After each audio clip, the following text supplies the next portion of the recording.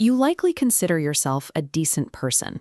If a historical crisis erupted tomorrow, you probably assume your moral compass would hold steady. But under the surface, that self-image often cracks when faced with the right kind of pressure. Consider Ivan Frederick. He was an average American soldier with a stable upbringing and a normal mental state. Yet while stationed at the Abu Ghraib prison in Iraq, he participated in the severe physical and psychological abuse of inmates. Before his deployment, Frederick was unremarkable. He wasn't born with a predisposition for cruelty. He was a man who loved his country and his family, who became something unrecognizable within a specific toxic environment. History shows this isn't an anomaly. In Christopher Browning's study of Reserve Police Battalion 101, he found that middle-aged, working-class reservists, men who were not particularly zealous Nazis, willingly participated in mass executions in Poland. These cases suggest that evil is not a rare genetic mutation. It is often a predictable psychological slide, triggered by specific environmental forces that most people are ill-equipped to resist.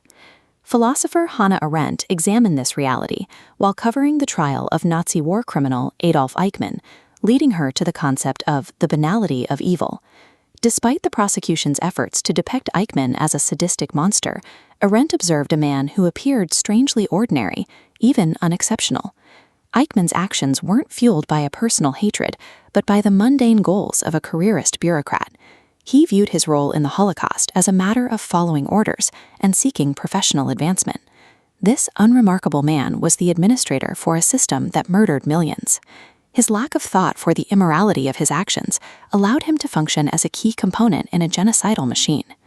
Human morality is not a static trait. It relies on a set of self-regulatory functions that can be selectively disengaged when an individual is faced with powerful situational inducements. The first step in this moral erosion is the surrender of personal agency. This was the central focus of Stanley Milgram's controversial experiments on obedience. Participants were told they were part of a memory study.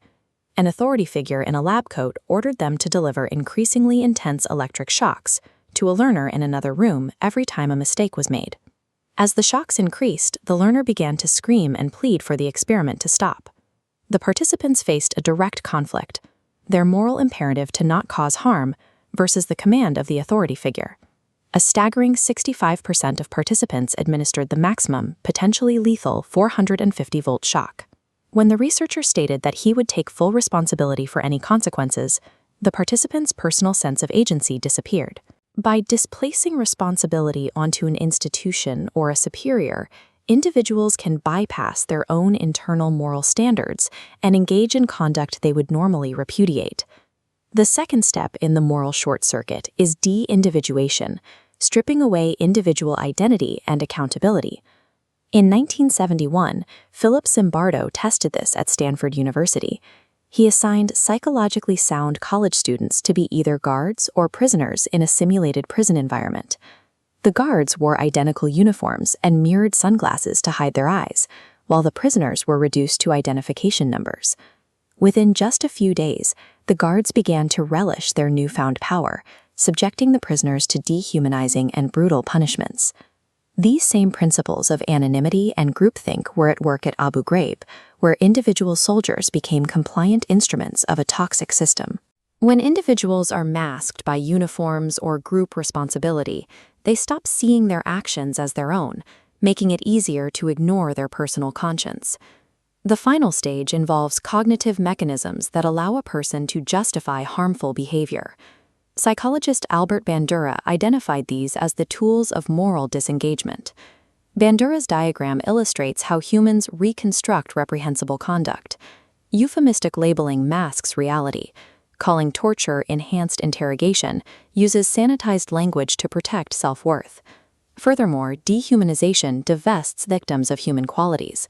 When labeled as animals, victims are treated harshly and no longer seen as people.